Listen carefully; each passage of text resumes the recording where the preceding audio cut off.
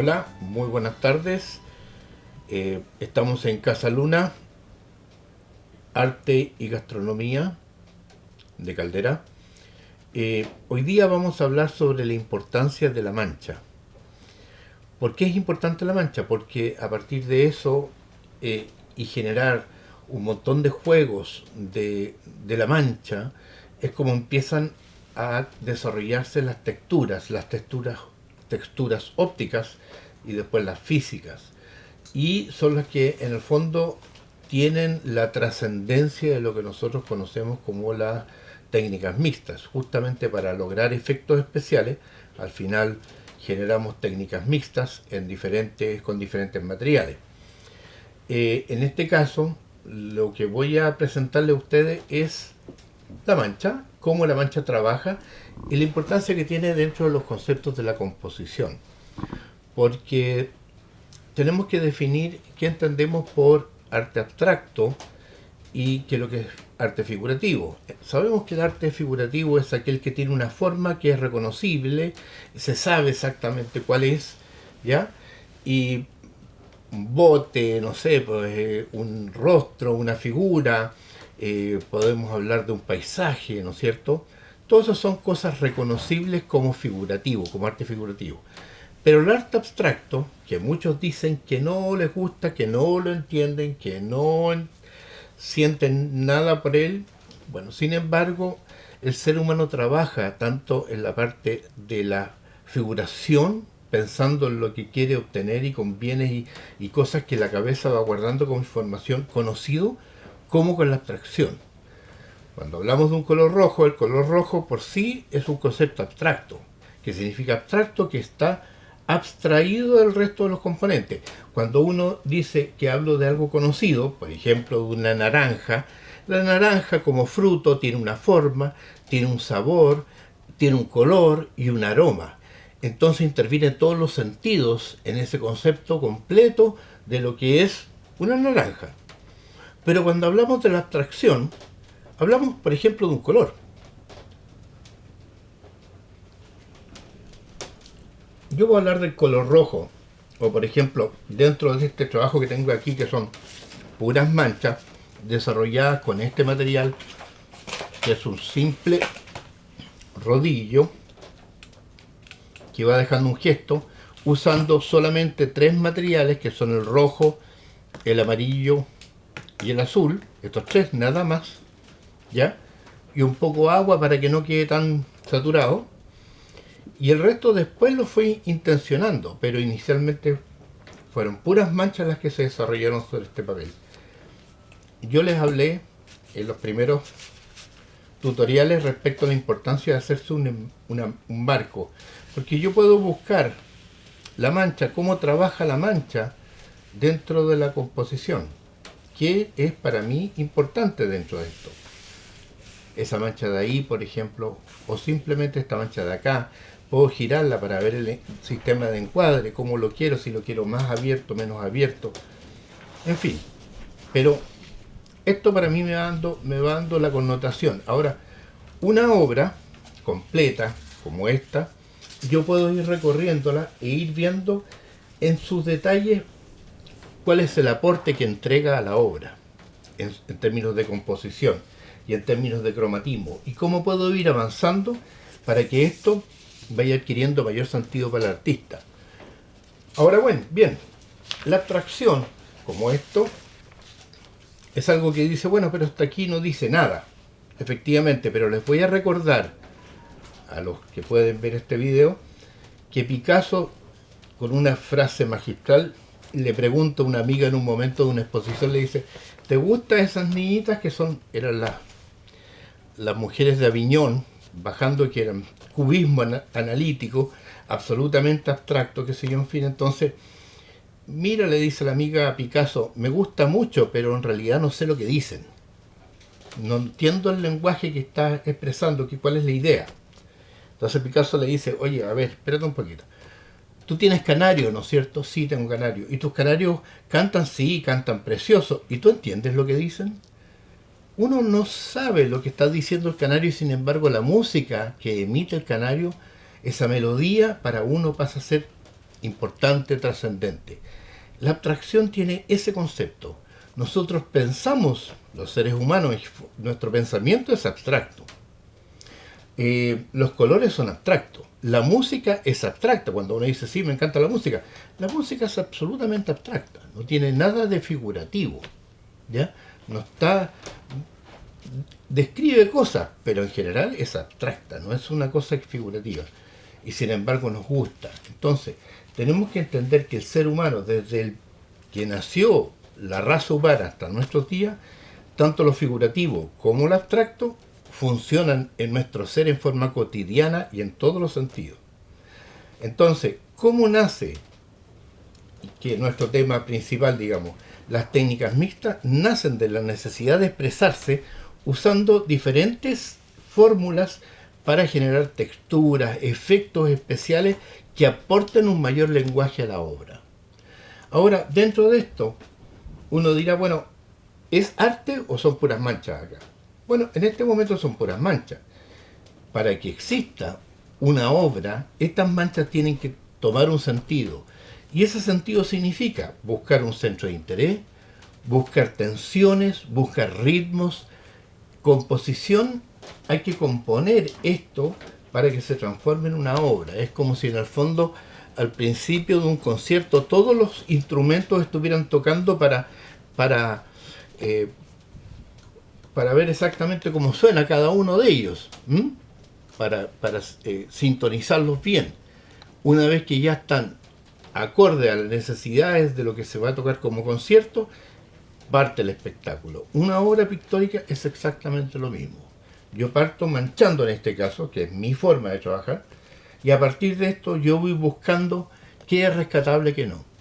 Ahora bien, yo puedo usar esto y transformarlo en obra, como lo hice ahora para mostrarlo a ustedes, o puedo recortar espacios, pedacitos de esto, y usarlo en otras obras.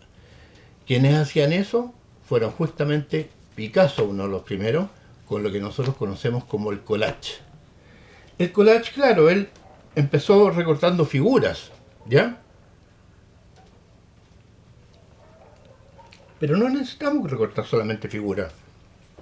Yo puedo recortar trozos de colores e ir haciendo un ensamblaje de colores, igual como lo hacían los antiguos con el mosaico, que rompían trozos de porcelana o de cerámica y lo iban ocupando para darle un sentido distinto. Y así ocupaban los colores.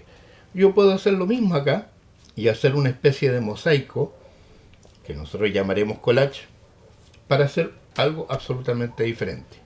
¿Ya? Ahora, les reitero, o sea, esto no deja de ser atractivo, el que yo pueda trabajar con estos materiales, ya sea más grande o más chico, ¿no es cierto?, para ver exactamente el encuadre que le voy a dar a esto. Ahí, por ejemplo, esto me gusta mucho. Entonces tengo que ver si es que está acá o está más allá. Si ocupo uno, veo exactamente la participación de la mancha dentro del formato, si corresponde a ese formato o corresponde a un formato más chiquitito o aún más chiquitito. Si voy a ocupar solamente ese espacio, entonces voy achicando esta cuadrícula. Fíjense bien, voy achicando esto porque puedo dejar esto como composición y entonces ahí tengo una composición en la cual la mancha principal, el centro está muy bien definido, está subdividido, los espacios lo puedo trasladar esto usando la composición hacia un costado o hacia otro costado, puedo hacer que salga incluso fuera del cuadro y que se integre prácticamente dejando un aire superior acá, o puedo hacerlo al revés dejando un aire por el otro costado, ya, para que funcione de esa manera. Puedo girar esto si fuera necesario, ¿lo cierto?, para verlo desde diferentes ángulos, para que el espectador o el artista, digamos, pueda ver exactamente si me gusta más por este lado o me gusta más mirarlo por este otro lado, ¿ya?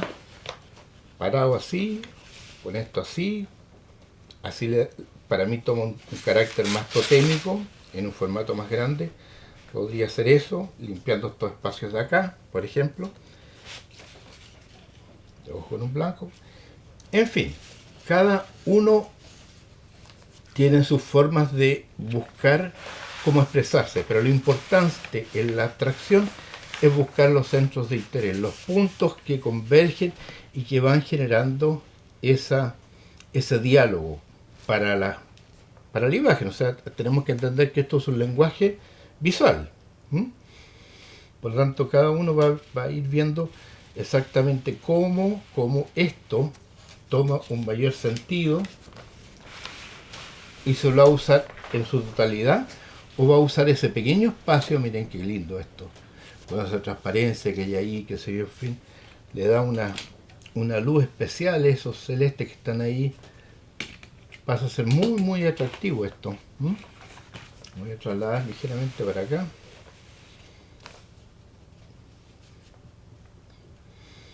Ahí prácticamente hay una obra. Requeriría muy poca intervención para verdaderamente darle un sentido. Y así es como uno va jugando con la mancha. Ahora, estas son manchas con texturas ópticas. O sea, el ojo va captando las diferentes texturas que van apareciendo en este formato, en este espacio. Esto lo puedo hacer también con texturas físicas. Ahí también es más grande. Tengo una composición igual interesante. Se ven muchas cosas muy atractivas. Vamos a girarlo de nuevo para ver qué es lo que nos dice esto.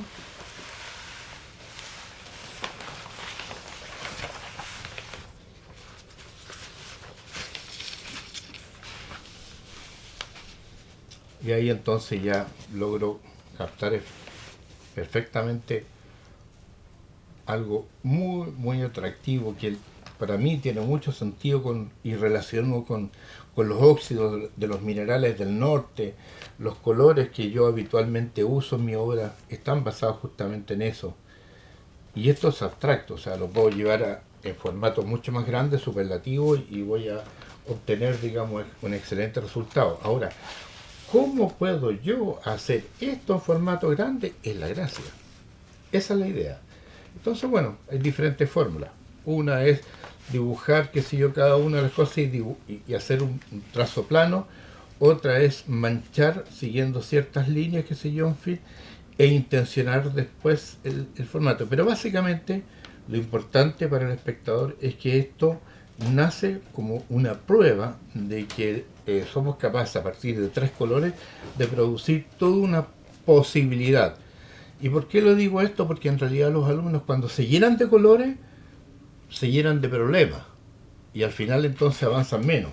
Es preferible, como les digo y les reitero, que trabajemos con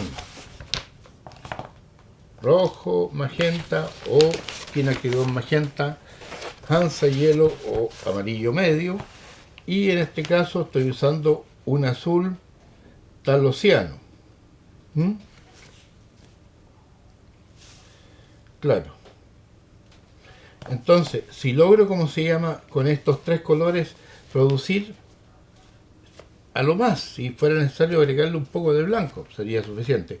Pero a partir de esto ya tengo todo un proceso de desarrollo de obra. ¿Ya? Esa es la idea. Este es el comienzo. ¿De acuerdo?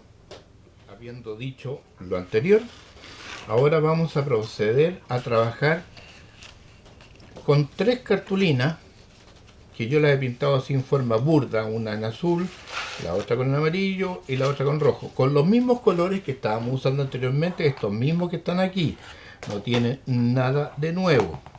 La gracia de esto es que a partir de esto vamos a trabajar sobre una superficie y vamos a ver cómo se comporta lo que dije yo recién, la mancha, pero lo vamos a preparar la mancha, vamos a trabajarlo. Y vamos a trabajarlo fundamentalmente mediante el uso de figuras geométricas. ¿Para qué? Para que se den cuenta cómo funcionan dentro de un espacio determinado ciertos volúmenes. ¿Ya? Así que partiremos por trabajar sobre esta cubierta. Esta cubierta es un bat de corte que tiene 1,10 m por 77 debe ser, lo que tiene un pliego de mercurio aproximadamente. Y la gracia que tiene este material es que me permite cortar con cartonero sin romperle la hoja a los cartoneros, sin romper la mesa ni echar a perder nada. ¿Por qué? Porque retoma, digamos, su posición. Y además de eso, tiene la particularidad, la gracia, que viene dimensionada la cubierta, por lo tanto puedo utilizar como se me dé la gana. Lo que voy a hacer primero son unos cortes con cartonero. Fíjense bien que estoy cortando común y corriente. Hice un triángulo como primer elemento, un triángulo común y corriente, después voy a hacer otro triángulo. Ni siquiera me estoy preocupando que sea isósceles, que sea equilátero, nada. Básicamente que tenga la característica de ser figuras geométricas. Aquí voy a hacer algo más parecido a un equilátero. Ni siquiera lo voy a medir, sino que al ojímetro vamos a ver exactamente si cumplimos ese propósito. Y ahí tendríamos más o menos algo parecido. Y a continuación de esto, entonces voy a sacar un cuadrado, pero lo voy a hacer espacios más pequeños para que no tengamos cuadrados y rectángulos. Voy a hacer aquí.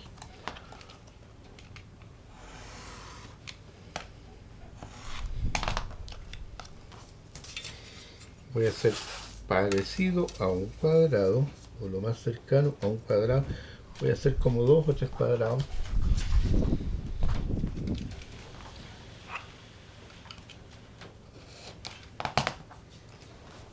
No quedó como un rectángulo, pero no importa, sirve igual. Voy a hacer otro más.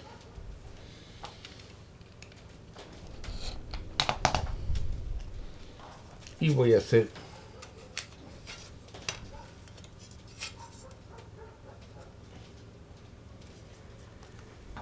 otro más. Y por último, lo que me queda lo voy a cortar como si fuera un rectángulo. Y voy a aprovechar lo otro como si fuera un trocito. ¿Por qué estoy haciendo esto? Porque el juego que voy a presentar a continuación consiste en justamente mostrar cómo se compone, es importante ver cómo uno puede ir trabajando en base a la mancha. Mancha roja, mancha amarilla, mancha azules, unas más grandes, otras más chicas, en fin. Vamos a trabajar solamente con triángulos y cuadrados.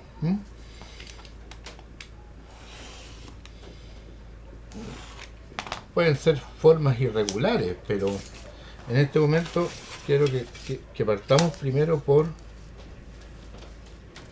las formas geométricas más reconocidas, porque a partir de eso nace lo que nosotros conocemos como abstracción.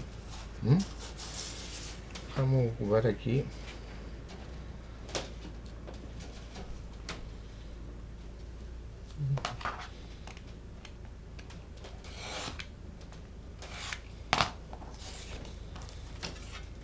vamos a hacer cuadrados y rectángulos.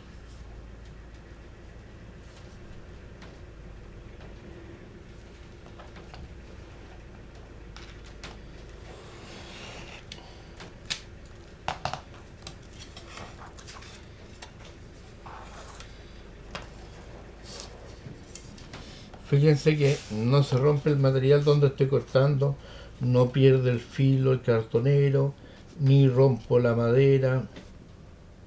Por lo tanto, el mat de corte es óptimo para poder hacer este tipo de trabajo. Incluso es limpiable, muy fácil de limpiar. Entonces, yo lo uso cuando pego cosas, que si yo, en fin, o marco, como en este caso con scotch. Después lo saco y lo limpio con un poco de alcohol y se acabó el problema. Y sigo funcionando. Esto para trabajar sobre cubierta.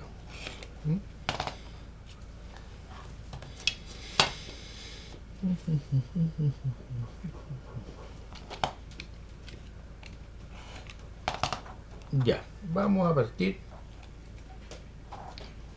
Tenemos listo eso. Vamos a ver esto otro. Y un rectángulo por aquí, más largo. Vamos a ver lo mismo con el azul.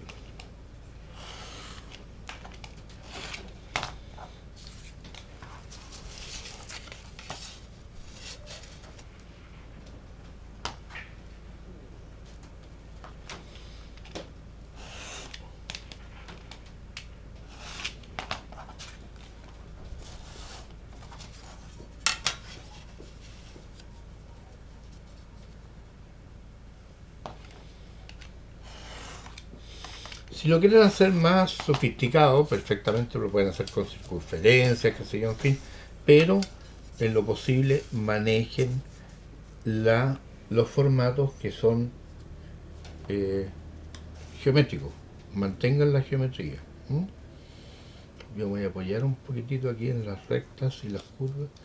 Estoy estoy rompiendo el orden geométrico de esto. Voy a limpiar un poco esta forma.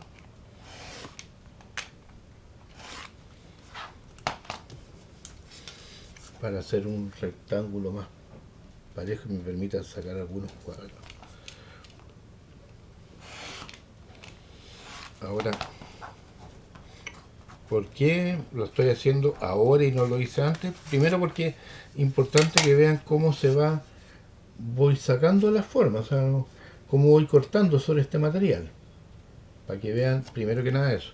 Segundo, para que vean cómo va perdiendo importancia cada uno de los inmensos materiales que tenemos ahí. Lo estoy transformando en pedacería. Y la razón por la cual estoy haciendo esto, porque en el fondo, dentro de la composición, lo que vamos a hacer es recordar un poco las matemáticas del colegio, lo que se llaman teoría de conjunto. ¿Mm?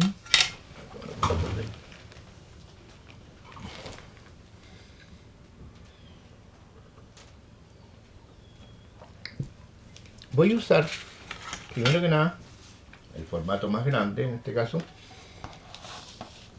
y vamos a ver como que este cuadro es negro, el fondo es negro. Entonces vamos a ver cómo se comportan los colores sobre un formato negro. Vamos a poner cualquier elemento, vamos a hacer una composición de cualquier elemento, ¿ya?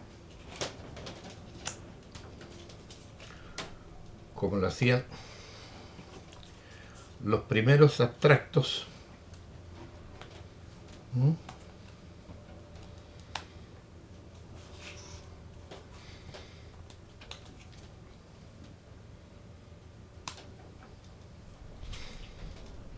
Y vamos a hacer una composición.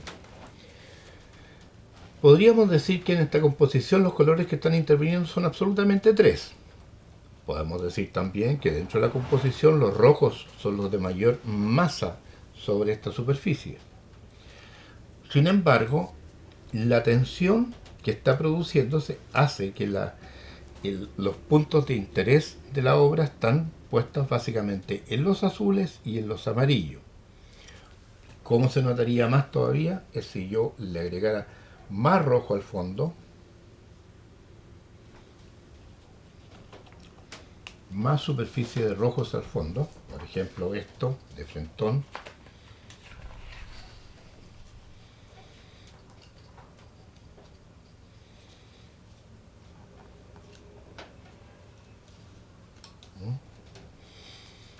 entonces, aunque yo tenga mucho rojo, los que más están hablando acá, y sea el rojo y el negro los que más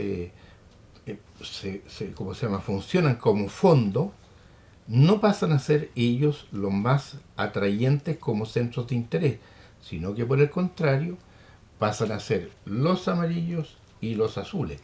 Y si yo genero una relación más concentrada entre ciertos puntos, por ejemplo, yo coloco, se me movió estos dos que están aquí, más esta raya de acá, y yo esto le quite y le pongo eso, obviamente el cuadro va a aparecer como si los fondos fueran el negro como fondo más importante, a continuación el rojo como también como parte del fondo, incluso con algunos componentes, pero los elementos que generan la tracción y la composición del cuadro va a estar dada fundamentalmente por los azules y los amarillos. ¿Ya? Más fácil para el espectador, para que lo comprendan, es que si yo coloco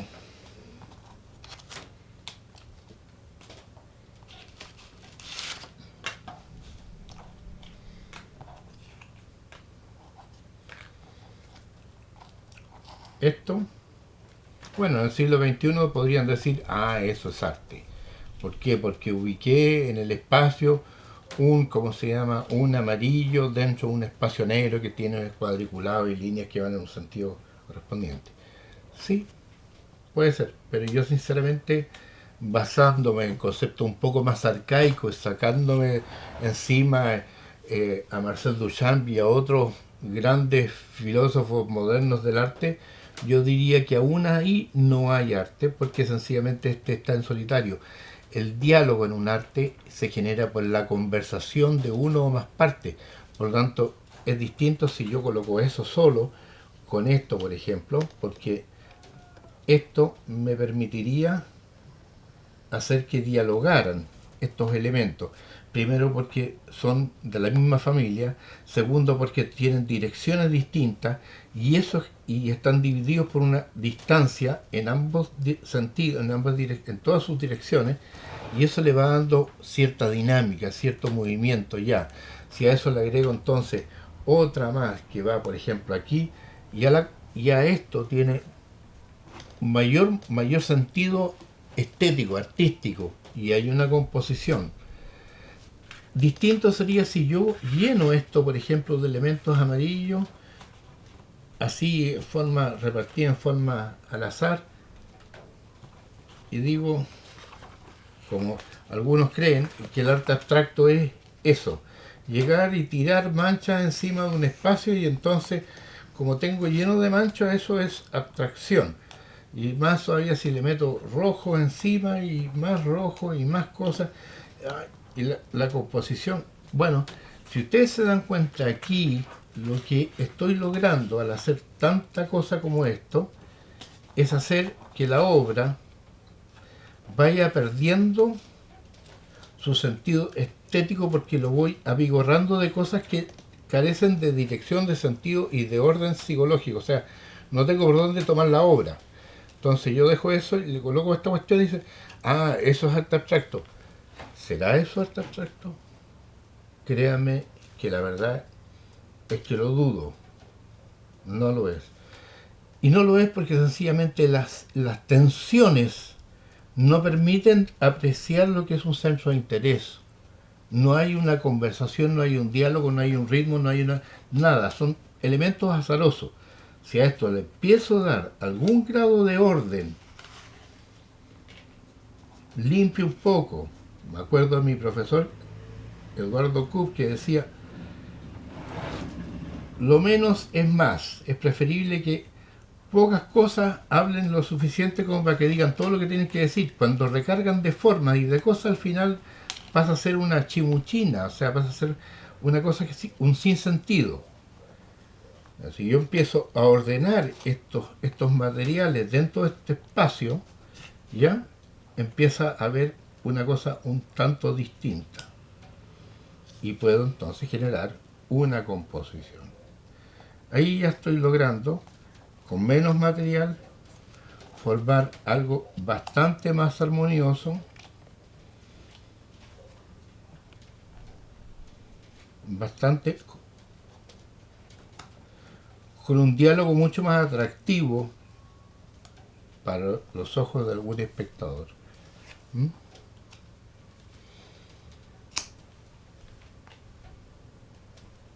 Entonces, la importancia es, ¿qué es lo que sugiero yo al artista cuando es nuevo?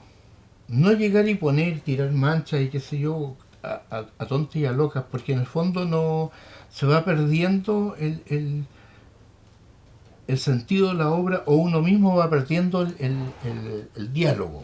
¿Mm? La gracia de esto es que me permite justamente poder ver cómo están dialogando estas formas. ¿Mm? Y después cuando ya termino eso, por último cambio de posición, veo otra postura, digamos, voy viendo cómo van trabajando en diferentes posiciones, con un triángulo más grande, a lo mejor con un triángulo más chico, ¿ya? Ir probando qué me gusta, qué es lo que no me gusta y por qué. Si quiere le toman foto, a otra que se puede tomar foto con el celular, le toma foto y ve eso y lo vas comparando después una en relación a otra, hasta que define una ¿cómo se llama? una composición que me pueda servir al propósito de lo que ando buscando, ¿ya? Pero partir, como les digo, por recortar pedazos de papeles de colores, pasando por los amarillos, rojos y azules, les permitiría a cualquiera poder definir exactamente un sentido a lo que uno quiere decir. ¿Qué sentido le quiere dar? Si es sentido, por ejemplo, ascendente, quiero mostrar algo como si fuera más dinámico o más estático. Si fuera más estático, eso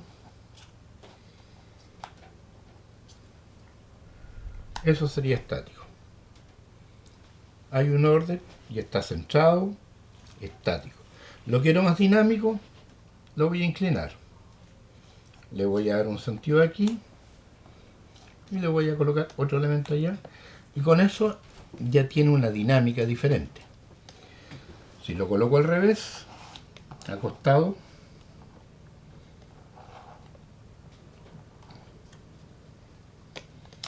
esto estaría en reposo, descansando. Si lo coloco más al centro, más en reposo, o sea, casi muerto. Ya no es un descanso, sino que es un descanso eterno, digamos. ¿Ya? Si le saco un elemento, ya genero una tensión, porque voy generando un ritmo entre un espacio, lo otro que es más largo, un espacio nuevo y un silencio, como si fuera música. Voy generando un ritmo. Si a esto le genero otro elemento de composición, que es el amarillo hacia arriba y el azul para trabajar solamente en base hacia abajo, entonces ya estoy generando alguna diagonal, aunque no está directamente dicha, está insinuada por los movimientos que están acá. Si yo esto lo genero con mayor dirección, las tensiones que se producen entre los extremos son mayores, lo que significa que lo hace aún más atractivo para el espectador. Si cambio la postura de los azules con los amarillos y los coloco así, me cambia el sentido de la oración, cambia el sentido de la figura, porque los amarillos son mucho más luminosos contra el fondo negro, por lo tanto se ve mucho más. Me cambia la dirección de la composición yendo en sentido opuesto hacia abajo, como si fuera más, quizás a lo mejor más dramático, más en picada. Si yo lo coloco en la parte superior izquierda y esto lo coloco en la parte inferior, también me cambia el sentido, porque tenemos que pensar que nosotros los occidentales leemos una obra igual como si leyéramos, o sea, leemos un cuadro igual como si leyéramos un libro, de izquierda a derecha, de arriba hacia abajo. Si yo, en vez de formar cuadraditos solamente, les coloco una figura que vaya en diagonal y sobre esto le coloco esta composición así, obviamente este trabajo se ve mucho más dinámico, adquiere mucho más vida, porque estoy rompiendo la monotonía de figuras solamente verticales y horizontales, sino que le estoy agregando diagonales de frentón. ¿Mm? Y si a eso entonces le coloco otro ahí, y le coloco entonces la línea que viene aquí, esto no aporta mucho aquí, pero sí aportaría más aquí, por ejemplo. ¿Ya? Ahí daría la impresión de que esto fuera un punto de apoyo al amarillo que va surgiendo, y eso podría ser, no sé, una composición de flores, por ejemplo, una ikebana, ¿ya? Un arreglo floral, así, de esa manera, por ejemplo. Eso me suena a... Voy a colocar aquí esto para romper un poco la simetría del amarillo ahí, y eso me podría sonar casi como si fuera un arreglo floral, por decir alguna cosa. ¿Mm? Muy obvio sería a lo mejor si yo esto, más encima le agrego esto al centro, porque ahí obviamente se me parece una flor. Entonces, estoy dando demasiada información. No necesito eso para sentir que esto igual mantiene esa connotación. Ahora, si yo quiero formar con este espacio un paisaje, entonces esto lo cambiaré y recordaré que los paisajes son en cielo 2/3 superiores y en tierra 1/3 de tierra, o al revés, 2/3 de tierra y 1/3 de cielo. Eso en lo que es habitual, digamos. Vamos a usar un poco esos conceptos y vamos a trabajar el concepto de paisaje aquí, con todas estas figuras que están puestas acá.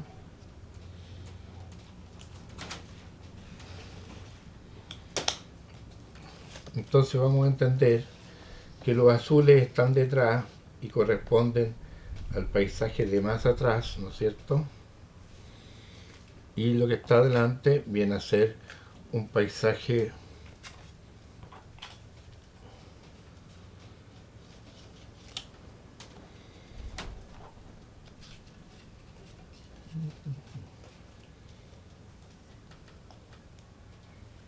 ahí. Y si quiero, entonces le agregaré, no sé, un sol ahí, ya. Y ahí tengo un paisaje. Claramente, para el que lo quiera ver, esto podría significar un paisaje. ¿Mm? Si quiero agregarle otro componente más en plano mediano, esto es muy grande, pero esto otro estaría bien por un plano mediano.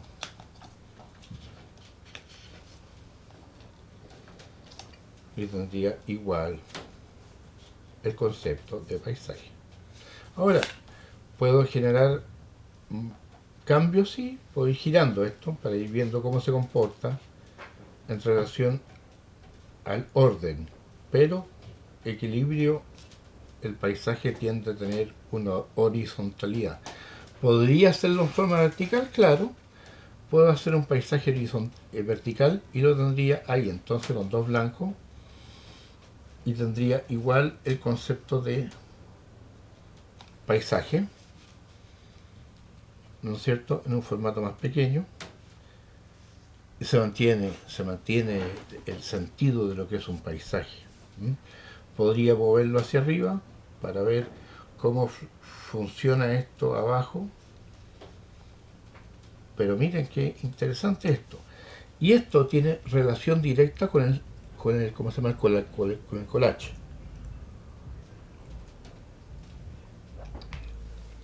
Porque puedo hacerlo con recortes de revista, porque puedo darle un sentido distinto, porque puede ser un cuerpo, una silueta distinta, que no solamente este cuadrado que estoy mostrando acá, sino que puede ser un rostro, donde le voy poniendo la silueta del rostro e ir colocándole entonces figuras detrás de recortes de periódico, trozos de papel, a lo mejor aritos, no sé, cualquier cosa, y van a ir formándose un collage, ¿ya? En internet le llaman collage vintage. Pero en el fondo se pueden agregar un montón de elementos que van a generar una composición. Y esa composición va a tener un sentido para la persona que lo hizo, estéreo. Y la gracia del artista es expresarse en lo que uno quiere hacer, una cosa. Y segundo, es que los demás entiendan lo que está haciendo, ¿ya? O por lo menos acercarlo a ese diálogo. Aunque la persona que lo está leyendo, que es el espectador, obviamente le agregará mucho más de su cosecha y varias otras cosas más. Por eso que se dice que generalmente una obra de arte está dirigida a una persona. Hay personas que le llegan al alma ciertas cosas y otras que sencillamente pasan por delante de él o encima de él y no ven nada, ¿ya? La gracia del artista es ir descubriendo cuál es su propio mundo y cómo se expresan esos elementos en su composición. Ahí, al colocar un amarillo atrás y tener el amarillo delante, genera una pugna del espectador, porque supuestamente esta tiene la misma vibración que los artículos que están adelante. Entonces, estéticamente entran en discordancia. ¿Por qué lo estoy haciendo esto? ¿Por qué lo puse entonces ahí? Justamente para demostrar que muchas veces los artistas, y se lo recalco a mis alumnos, le dan el mismo peso óptico a un color que está detrás y al color que parecido al color que está delante. Y eso significa que si yo entrecierro los ojos, solo este amarillo que está detrás se me tiende a venir hacia adelante y me queda el mismo nivel del paisaje delantero. Miren cómo descansa si yo le saco esto, porque para cualquier espectador el rojo puede estar en un primer plano. ¿Por qué? Porque lo estoy ocupando en menor cantidad, casi como una línea nomás en primer plano. El azul incluso puede estar en un primer plano, porque la densidad que tiene, como les digo, igual es menor y ligeramente funciona como si fuera una sombra, incluso lo que tengo acá arriba.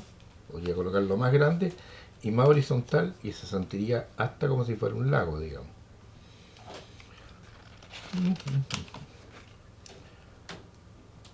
Y entonces los de atrás son como cerros que están generando el paisaje más atrás. Puedo dejar incluso un poco el negro acá, no me genera problema. Pero esto me funciona como paisaje. Yo puedo moverlo aquí, sigo apareciendo con el amarillo acá, que está aquí debajo, y me funciona igual, interesante, y sigue manteniéndose la estructura de paisaje. Lo achico hacia el lado, la composición, y sigo entonces sintiendo que estoy metido dentro de un paisaje. Y es una cosa absolutamente abstracta. Ahora bien, imagínense que esto mismo, cada una de estas piezas, fueran con las texturas ópticas que hicimos recién. Habría una descripción territorial, o sea, casi como la rugosidad, la materialidad que tiene un paisaje. Y eso es lo que entonces busca de repente la técnica mixta. O sea, a mí personalmente las texturas ópticas o físicas pasan a ser relevantes para mi obra. Y muchos lo entendieron así, desde Max Ernst en adelante, incluso Picasso mucho antes, ¿ya? Y lo empezaron a incorporar en sus trabajos. Y esa es la importancia que ha ido desarrollándose, cambiando su modalidad, porque actualmente existen materiales que son mucho más sofisticados que antes, pero en el fondo sus orígenes son estos, lo que acabamos de ver recién. Ya, entonces, para aclarar algunos puntos y no se preste para malos entendidos, si yo estoy pintando y quiero colocar en el fondo del paisaje un amarillo, como porque me dirán, entonces amarillo no se puede colocar atrás. No, sí se puede poner atrás. Aquí entonces voy a hacer una composición en la cual, primero que nada, al azul que está acá le voy a quitar un poco de azul. ¿Cómo lo voy a hacer? Con un poco de blanco. Pues voy a hacer una pequeña película del blanco. Aquí tengo un pincel. Voy a hacer una pequeña película del blanco, del azul de fondo, y le voy a pegar una pequeña película para que vaya perdiendo su azul puro y se vaya transformando en una especie como de gris azuloso. ¿Qué es lo que pasa en la naturaleza? ¿Ya? Los azules más distantes van perdiendo su fuerza. Cuando se producen los azules en los cerros, es cuando la atmósfera nos indica que está tan lejos que ya no alcanzo a visualizar el color natural de los cerros. Entonces me empieza a producir una especie de café que se va hacia el azul, ligeramente hacia el azul, hasta que ya al final se ve como un plano. Y lo voy a poner acá. Ese plano, en este caso, está con blanco, está húmedo. De hecho está húmedo, ni siquiera está transformado en celeste, está húmedo, pero se siente como si fuera un gris que está detrás. ¿Ya? Si yo quiero colocar un amarillo, como lo dije yo recién, voy a aclarar ese amarillo un poquitito. En este caso lo voy a hacer con un poco de blanco, para que no tenga la misma intensidad que el amarillo que está delante. Nada más. Y entonces lo voy a colocar en este caso lo voy a colocar como un sol, que está al atardecer ahí, con poca fuerza cromática. Tiene menos intensidad que estos amarillos que están en el primer plano. Y entonces, para cualquier espectador, esto va adquiriendo una profundidad, se va distanciando. ¿ya? En la medida que se me va acercando aquí al primer plano, los planos van a ser mucho más naturales. Como la tierra es roja, es café, perdón, voy a probar aquí cómo se vería si fuera un rojo. Bueno, tengo más que el rojo, el amarillo y el azul. Le voy a colocar el primer plano el rojo. Y ahí entonces tengo diagonales que van en diferentes direcciones, ¿ya? Eh,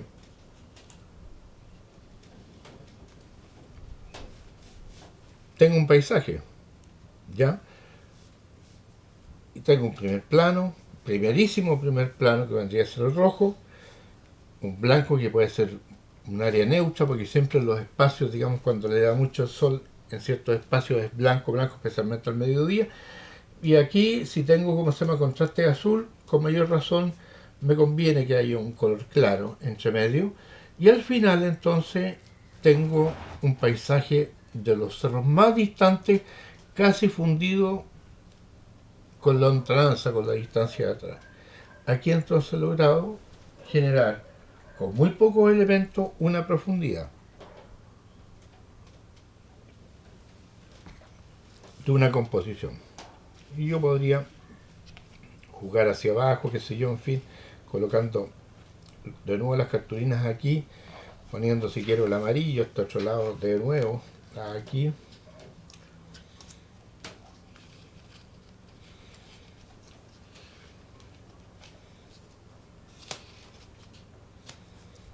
Y voy a tener entonces igual un paisaje. ¿Mm? El típico ejercicio que hacen los niños con recortes de cartulina que colocan cerritos uno arriba de otro. Claro, en la medida que uno lo va oscureciendo y lo va dejando más arizado, incluso lo puede ir aclarando, ¿ya? Se va a ir distanciando, distanciando, distanciando y los colores más intensos, más saturados, irán en un primer nivel. ¿Mm? Pero ¿de dónde nace todo esto que era lo importante del asunto? Del uso de la geometría, o sea, el uso de la mancha sobre el espacio donde yo estoy trabajando. ¿Ya? Si yo tengo eso y cambio el formato y lo dejo totalmente apaisado, eso también me funciona como si fuera un paisaje. Y es lo que habitualmente nosotros entendemos como paisaje, es lo que es apaisado, o sea, horizontal. Es el sentido de un paisaje. Sin embargo, los artistas muchas veces cambiamos nuestra modalidad y la trabajamos absolutamente al revés, como si fuera esto en forma geométrica vertical. Y lo voy a hacer de esta manera, como si ese fuera el formato vertical. Y aquí entonces voy a colocar los cerros del fondo, los de adelante, por así decirlo, ¿ya? Un blanco que me ayude a trabajar el borde cromático de la cartulina esta particular, y voy a meter esto más adentro. Si a eso le pongo esto detrás, que ya está más o menos seco, porque el acrílico se seca rápido, coloco esto detrás más o menos ahí, tengo entonces una concepción del paisaje vertical. Voy a tirar esto un poquito más para abajo para que no se me sature tanto. Ahí estoy dejando un tercio de cielo, un tercio de cielo y 2 tercios de tierra. ¿Mm? Yo puedo dejar eso, en la cual intervienen los amarillos, intervienen los blancos, que sea, en fin, en este costado, y dejo entonces, no sé, un sol ahí, y eso me funciona exactamente igual como si fuera un paisaje. Se lee como si fuera un paisaje. ¿Mm? Y el cuadro es vertical, no cumple las características de paisaje horizontal. Sin embargo, mantiene un tercio de cielo por 2 tercios de tierra. En este caso, invertí, le di mayor prioridad al espacio terráqueo, digamos, dándole importancia a las tonalidades que van trabajando acá. Pero así es como se entiende el concepto de cómo yo voy a trabajar el espacio de la Tierra, el espacio del paisaje. Entendiendo el espacio del paisaje, me interesa que los alumnos hagan un ejercicio respecto a esto, porque, para que vayan comprendiendo cómo van en algún momento a llegar a desarrollar su línea de trabajo, porque el proyecto que hicimos habla justamente de la reinvención del paisaje. Y la reinvención del paisaje puede ser 1000 elementos. Como les digo, podría ocupar la fórmula del paisaje como lo que estoy hablando yo ahora y ocupar elementos que son fotográficos como si fuera un collage para el montaje. Uno, puedo colocar tramas de tejidos especiales sobre el paisaje. Dos, puedo ocupar manchas como las que hice yo recién, que voy a hacer un ejercicio de hecho para que se den cuenta cómo funciona esto como tercera opción. Pueden ocupar materiales minerales, pueden ocupar tierras, arenas, 1000 fórmulas. Ahora vamos a hacer un ejercicio de generar nuestro propio color, por así decirlo. Voy a partir por el blanco, que ya lo tengo allí. En realidad no lo necesito, pero como ya lo tengo puesto, lo voy a poner. Voy a poner el rojo, un rojo común y corriente. Voy a partir con un amarillo y voy a ocupar parte del azul y vamos a hacer una mancha. Igual como en la grande que yo mostré al principio, voy a hacer una mancha para que se den cuenta cómo fue creada, digamos. Aunque debería hacerlo sobre otro soporte, pero ya lo voy a ver.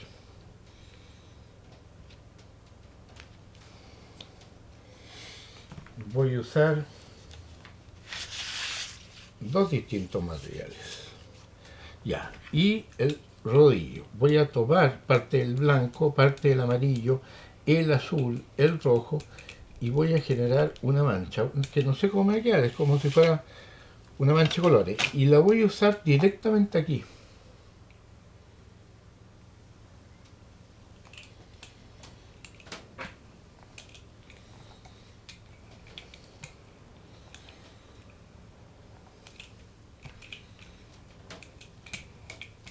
Eso.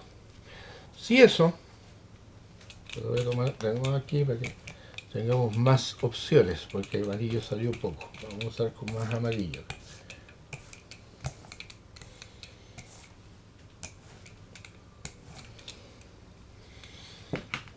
Entonces, aquí me hice un juego de mancha. Ahora bien, como dije yo recién, vamos a cortar esto y vamos a hacer el mismo juego mientras se seca esto. Un poquitito vamos a esperar que se seque. Vamos a darle tiempo. El acrílico seca rápido. Podría usar secador de pelo, pero vamos a usar una fórmula más baratieri.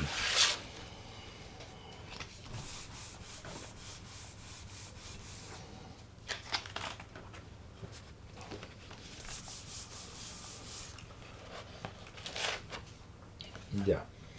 Este papel entrega más pintura que el otro porque este es hidrorrepelente, este absorbe pintura, que es una cartulina común y corriente. ¿Ya? Entonces ya, teniendo más o menos listo esto, vamos a nuevamente... Ahora voy a recortar hacia el azar, ni siquiera voy a recortar geométricamente. O no, vamos a mantener la estructura geométrica para que no se diga que no, que está haciendo trampa este caballero. Vamos a partir geométricamente.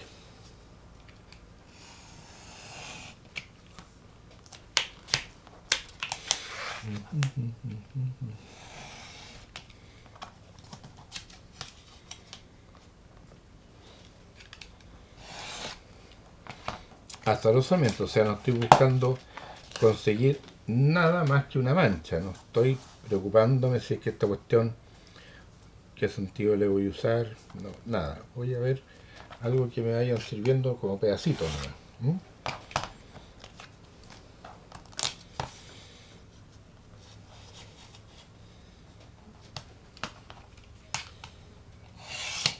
5 minutos.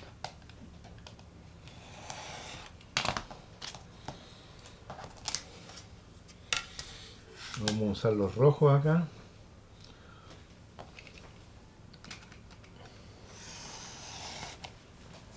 Para los primerísimos primeros planos.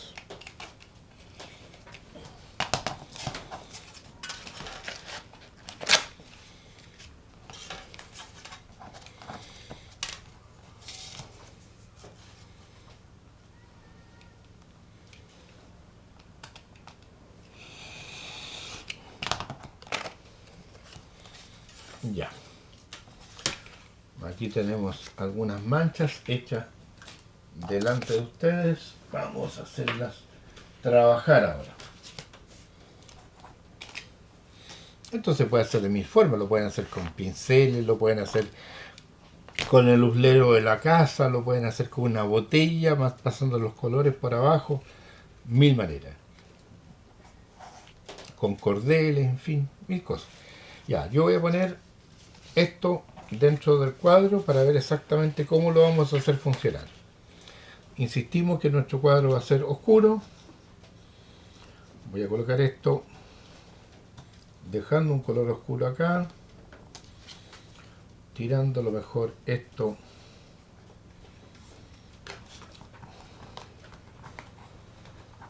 no tengo uñas, y esto otro lo vamos a hacer así. Miren, esto se me ocurrió recién, ¿eh? Al ver esto se me ocurrió hacerlo así. Yo voy a hacer esto. Este va a ser mi mar. Lo que tengo ahí encima parecieran ser las velas de un velero. Eso es lo que voy a hacer, porque me acordé de una amiga que le gusta el velero. Voy a usar el amarillo y el rojo debajo.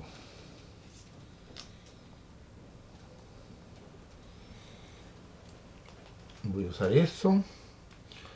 Y el rojo no sé dónde me quedó. Aquí está el rojo.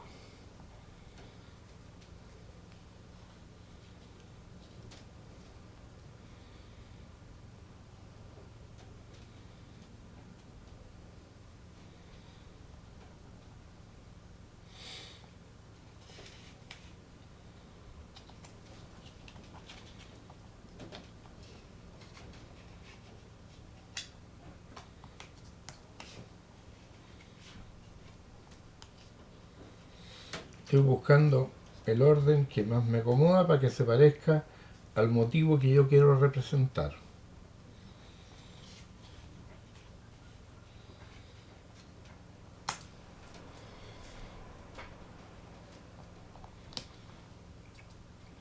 Y ahí podríamos decir que tengo un velero de doble vela que recorre el paisaje. Pero fíjense que lo que aquí he logrado es justamente darle un carácter estético diferente a ocupar solamente los colores planos. Ocupé solamente dos colores planos como elemento central de apoyo, pero todo el resto tiene el enriquecimiento plástico de las técnicas mixtas, que en realidad aquí solamente estoy ocupando una, no estoy ocupando técnicas mixtas, para empezar a formar algunos elementos que son interesantes. Podría poner un palito de repente y colocarle, qué sé yo, un fin detrás, un palito que viniera en esta dirección, y entonces ya tendría una técnica mixta y tendría el mismo sentido estético de lo que quiero yo mostrar, que es justamente un tema, ¿ya? Pero esa es la gracia justamente de las técnicas mixtas. Nacen para narrar con más entretención lo que quiero describir. ¿Mm? En este caso, fíjense la importancia de la mancha, cómo la voy a hacer haciendo trabajar sobre elementos que son geométricos para trabajar la abstracción como elemento recreativo, intencionándole ¿cómo se llama?, el uso y el sentido a este material. Por último, les quiero mostrar otras materialidades de trabajos que estoy avanzando justamente para después mostrárselos a los alumnos terminados, para que solamente tengan una apreciación de algo que es distinto. ¿Ok? Como les dije recién, aquí vamos a ver un cuadro que lo estoy haciendo, está el proceso. Esta es una tela Onnaburgo, común y corriente, no ha sido imprimada, o sea, si ustedes la ven, se nota cómo se trasluce atrás. Entonces empecé tirando primero la pintura, ¿cómo se llama?, de casa, esmalte al agua, no el sintético, sino que el esmalte al agua. ¿Por qué? Porque voy a trabajar con puros elementos al agua. Entonces empiezo a tirar hilos, que sé yo, en fin, para que y chorreando con la pintura directamente del tarro, común y corriente, o con un palito, ¿ya? Un palo común y corriente que me va permitiendo los chorreados que se ven, que se van generando acá. Una vez que se secó eso, le volví a tirar otra capa más de esos chorreados hasta que el chorreado se secó. Después de eso entonces empecé con un producto nuevo, que es el Clear Tar Gel. Este producto, Clear Tar Gel. ¿Qué es lo que es esto? Esto es un medium acrílico, en realidad no, es un gel acrílico, ¿ya? Es un gel medium, se llama, acrílico, que tiene la particularidad de estar hecho para hacer dripping. ¿Qué es lo que es el dripping? Los chorreados. Los dripping o chorreados lo hizo Jackson Pollock el año 1954. Pero estas son técnicas modernas. ¿Qué es lo que se hace? Esto se mezcla con pigmento, con pintura en realidad, pintura líquida. Les conviene usar las tintas acrílicas o lo que se llaman fluid acrílicos, ¿ya? Y se mezclan sin revolver. Yo lo revuelvo igual, pero al revolverlo tienes el problema que se van a llenarte burbujas de aire. El problema es que esas burbujas de aire van a quedar en la pintura. A mí, la verdad, me interesa eso porque son efectos especiales. ¿Cuál es la materialidad? Esta es la particularidad. Miren cómo este hilo yo lo puedo estirar todo lo que yo quiera, y entonces si yo coloco el cuadro debajo va a caer con la línea, la densidad que yo quiera, y entonces puedo hacer dibujos, puedo guiar la línea, esa línea, fíjense bien, la voy a guiar acá, aquí la voy a dejar que caiga ahí, la voy a guiar. Si esto estuviera horizontal, estaría saliendo como queda. Ahora, claro, esto cuando se seque va a quedar transparente porque no tiene color, pero queda brillante, ¿ya? Entonces, lo que estoy haciendo aquí es tener un grado de opacidad, brillo, transparencia y diferentes tonos en acrílico. A continuación, ¿qué viene a continuación de eso? Le puse entonces, una vez que se secó todo eso, y tuve un resultado más o menos acorde a lo que yo quería, coloqué un scotch acá, en este caso fue un masking tape, a la tela, y le coloqué en forma al azar, con brocha grande, gesso imprimante acrílico. Ahora, la gracia es que no lo dejé porque como es transparente, el gesso va a salir por atrás.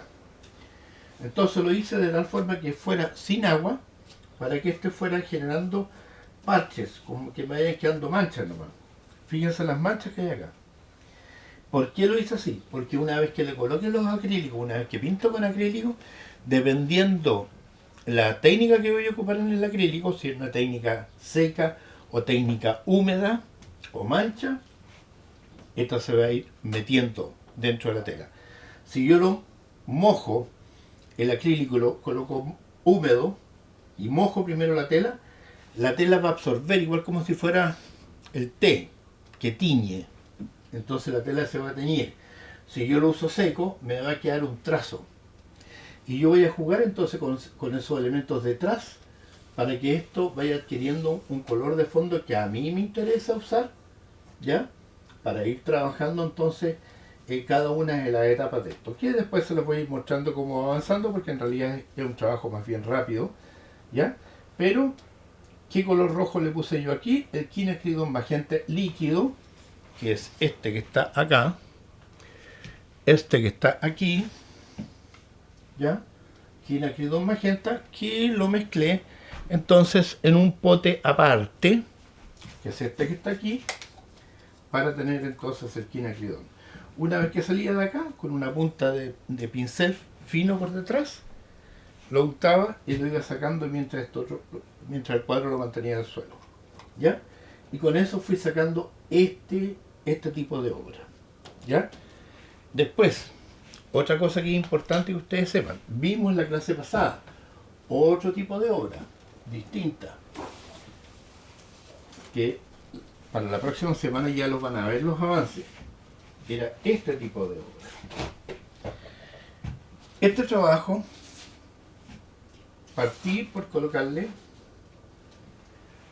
primero, ¿cómo se llama? Gel, un regular gel que es transparente, pero después me gustó más el resultado, que aquí se notan los transparentes porque son brillantes, apenas tiene unos pocos, tiene poca participación, pero después le puse el Light Molding Past. El Light Molding Past es una pasta de relieve acrílica muy delgada, muy blanda, muy fácil de manejar, que queda como una espumita. La gracia que tiene eso es que me permite con el cartonero cortar parte de esto, lo voy a mostrar acá, para ir dándole la densidad que yo quiero y las características del espacio que yo quiero. Se fijan que voy sacándole parte de esto y voy dejando en realidad plano, sin romper el cuadro. Lo voy dejando plano.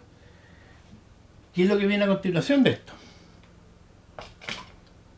Voy a colocarle en estos costados externos acá, le voy a colocar escoria.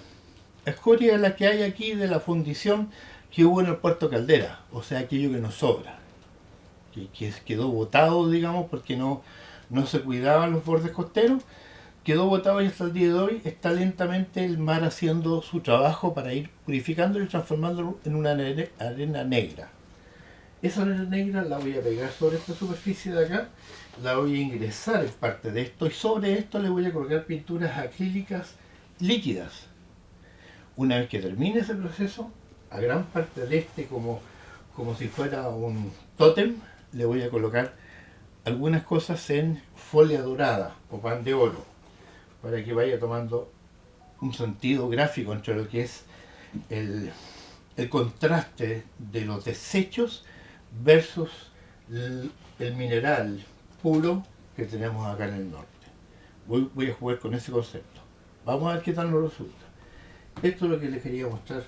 Por último, en el avance, el próximo lunes se lo voy a llevar a la clase para que vean exactamente cómo va avanzando con la escoria ya puesta encima y con los colores también trabajados encima. Esto ha sido todo por hoy desde Casa Luna, Arte y Cocina. Espero que haya sido de interés para ustedes.